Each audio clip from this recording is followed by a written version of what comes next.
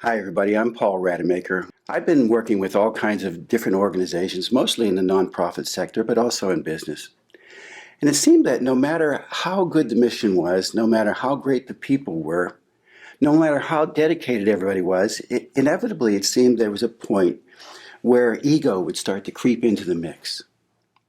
And it wasn't long before people were starting to stake out their territories and turf wars were happening, and the mission would get forgotten.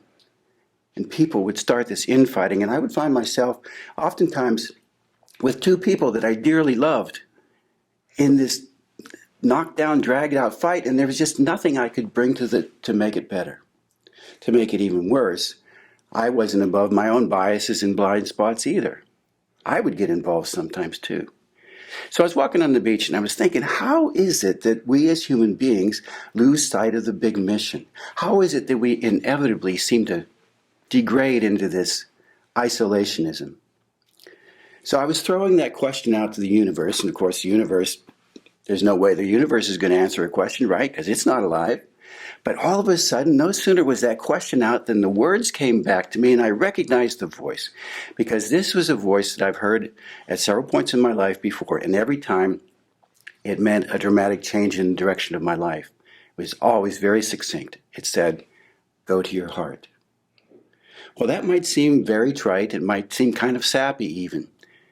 But I knew that because of that voice, I had better pay attention.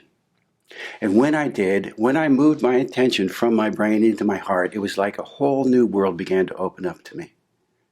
Whole new ranges of experience in categories like time, money, dreaming, and enlightenment suddenly came to life for me in ways that I had never could possibly have dreamed of before. You see, most of us, most of the time, are split. There's this split with time and money on one hand, and dreaming enlightenment on the other hand. Time and money, of course, has to do with dealing with the needs of the body: food, shelter, clothing, sex, love. On the other hand, we have this other category that's more elusive, more mysterious, and yet it draws us the same for some of us. It seems that people seem to land on either side of that spectrum in their lives. Very often for the people who are on the time and money side, life is kind of simple. It's relatively speaking. It's all about how can I get as much money as I can in as little time as I can, because the time that we're concerned about is the time between birth and death. How can I be as efficient as possible and using that time to get money? And it suffices. The playing field is pretty small, and it works. That is, until it doesn't work. When all of a sudden maybe tragedy or trauma comes into your life. It could be loss of a loved one, it could be loss of a job, it could be financial ruin, it could be loss of your health, it could be aging.